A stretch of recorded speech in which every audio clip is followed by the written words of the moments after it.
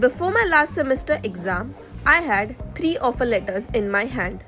But before you think this video is about showing off, it's not. I'm sharing this because placement seasons are confusing, stressful, and no one really tells you what actually works. Also, I want to clear one thing. I was not the brightest student in my class. Yes, I did have a 9+ CGPA, but let me be very honest with you. Some of the top performers in my class, people who were much smarter than me, didn't get placed. And that's when I understood something very important. Placements are not about who is the smartest, who has the highest marks, or who knows everything. Placements are about preparation, clarity, and timing. Hey, I am a computer engineer graduate who recently got placed, and in this video, I am going to explain how to prepare for placements and how to actually get placed. If you are serious about placements, do watch this video till the end. Step 1. Understanding how placement really works. The first mistake most students make is misunderstanding the placement process. Placements are not designed to select the best student. They are designed to filter out students at every stage. Your goal is to clear one round at a time. Once I understood this, my entire approach changed. The very first thing you need to understand is that placements are time-specific and strategic, not random. Companies don't hire all year. They come in a specific windows when they want to recruit fresh graduates.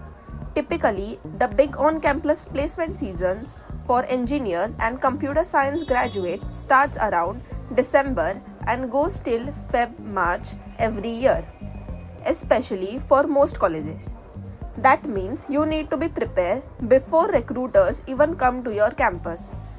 That's why preparation early, way before placement actually starts, matters a lot.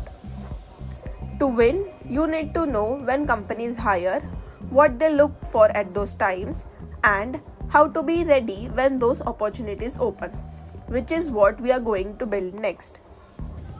Step 2. What you actually need to prepare for placements.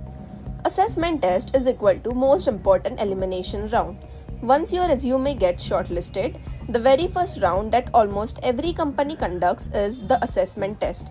And this round is extremely important because it is a pure elimination round.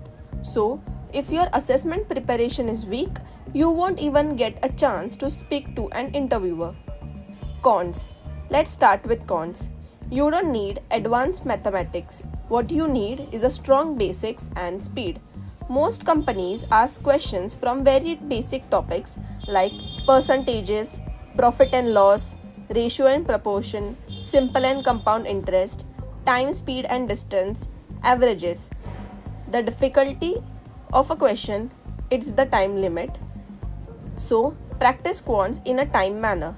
Accuracy plus speed is what clears this section. Verbal ability.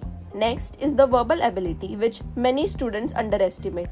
Verbal is not about fancy English. It's about understanding, clarity, and logic. Basic topics you should prepare are reading comprehension, error detection, sentence correction, synonyms and antonyms, basic grammar rules. Logical reasoning. Logical reasoning or LIDR is where company tests you how you think. They are not checking formulas here. They are checking your problem-solving ability.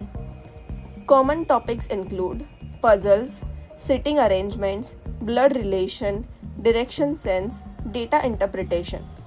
The key here is practice. The more pattern you see, the faster you solve. Basic coding section. Almost every assessment test also has a basic coding section. Now, this is the very important. The coding syllabus varies from company to company. Some companies focus on simple logic building, some focuses on DSA, and some just check whether you can write a working solution. In most cases, the level is simple input-output problems, loops and conditions, basic strings and arrays, logical problem solving. You don't need to solve very complex problem. What matters is that your code works correctly and you can explain your logic. Step 3. How to practice the right way. Now, this is the part where most students go wrong. A lot of people think that studying concept is enough, but placement don't test how much you know. They test how well you can perform under pressure, and that pressure comes only from mock test. In real assessment test, you don't have unlimited time, Google access or second chances. You have fixed time, negative marking sometimes, 100 or thousands of students competing with you. Mock tests prepare you for this exact situation. They train your brain to think fast, stay calm and manage time. Practice with time, not without it. Earlier, I used to solve questions without any time limit. But when I started giving time mock tests, I realized something. I knew the answers, but I was too slow. So always practice cons, reasoning, coding with a timer. Speed plus accuracy is what clears assessment rounds. Analyze every mock test. It is very important. Giving mock test alone is not enough. What matters the most is analyzing them. After every mock test, I asked myself, which question took too much time? Which topics am I repeatedly getting wrong? Where did I panic or guess? This analysis helped me improve faster than studying new topics every day. Practice speaking, not just writing. Another thing that helped me a lot was explaining my answers out loud. Even when I was alone, I practiced explaining my logic. This helped massively during interviews because I was already comfortable speaking. Step 4. Resume, your entry ticket. Now let's talk about something that most students underestimate, the resume. Before any assessment test, before any interview, your resume is the first decision point. If your resume is not shortlisted, it doesn't matter how good your skills are. You won't even get a chance to prove them. That's why I call the resume your entry ticket to placements. In most companies, thousands of students apply for the same role. Recruiters don't have time to deeply read every resume, so they shortlist resume in a very quick and practical way. They check whether your resume matches what they are looking for. This means your resume is not about showing everything you have done in your life. It's about showing the right things. One page, clean and relevant. One of the biggest mistakes students make is trying to fit too much information. One page resume is more than enough for a fresher. When a resume is clean, simple and easy to scan, recruiters automatically spend more time on it. Fancy designs, colors and graphics don't help clarity. Project is greater than certificates. Another very important point, project matters more than certificates. Certificates show that you completed a course. Projects show that you applied what you have learned. Even simple projects are valuable if you can clearly explain them. What problem you solved, what technologies you used, what exactly you worked on. Interviewers don't expect advanced projects. They expect honest, understandable work. Skills should match the job role. Your resume should always be aligned with the roles that you are applying for. If a company is hiring for a software role, your resume should highlight programming skills, technical concepts, relevant projects. Irrelevant information only distracts the recruiter.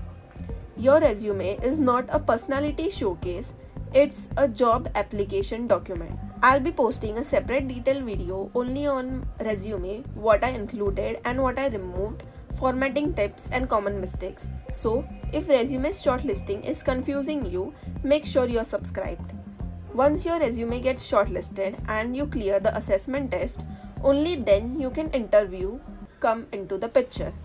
And interviews become much easier when your resume truly reflects what you know. Step 5. How to prepare for interview and actually perform well. Once you clear the assessment test and your resume gets shortlisted, interviews finally come into the picture. And this is where many students feel the most nervous, not because interviews are impossible, but because they overthink them.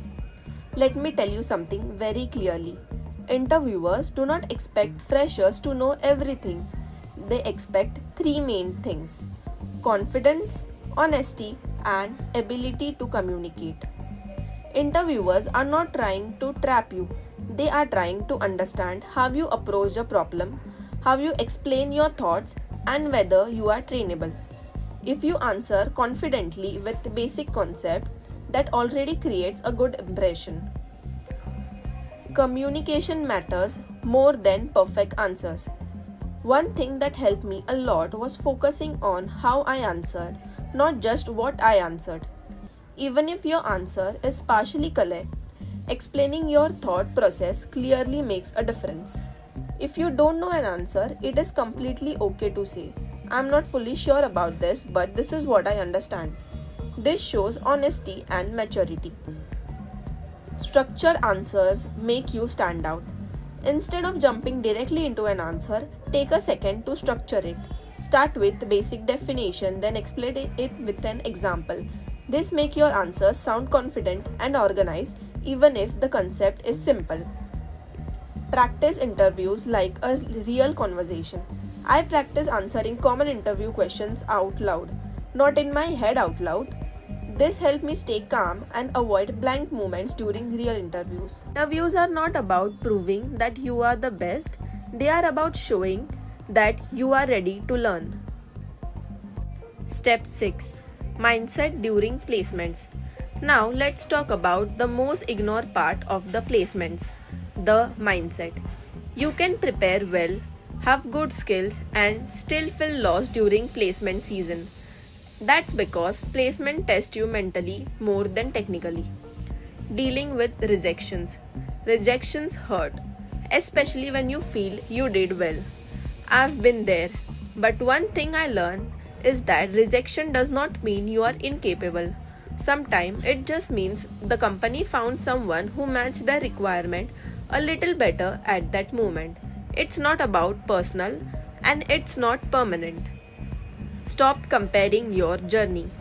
One of the biggest confidence killer during placement is comparison. Watching classmates get placed before you can make you doubt yourself. But placements are not a race. Everyone's journey is different and everyone gets their opportunity at a different time. Focus on one offer, not many. You don't need multiple offers to succeed. All you need is one offer to start your career. Once that pressure is gone, everything becomes easier. Stay calm, stay consistent. Placement rewards calm and consistency. Even on bad days, showing up and preparing a little makes a difference. Confidence doesn't come from knowing everything, it comes from knowing that you are prepared. I didn't get placed because I was the smartest student. I got placed because I stayed focused, kept improving, and didn't give up. And if you are watching this right now, you can do it too. Before I end this video, I want to say one honest thing. I'm still a very small creator and YouTube is something I genuinely want to pursue, not just for views, but to help students who are confused about placement, careers, and IT jobs. Everything I'm sharing here is based on my real experience, not theory. So, if this video helps you even a little bit, please consider subscribing. It truly motivates me to create more honest and useful content for you. Thank you so much for watching till the end, and I wish you all the very best for your placement seasons. Bye.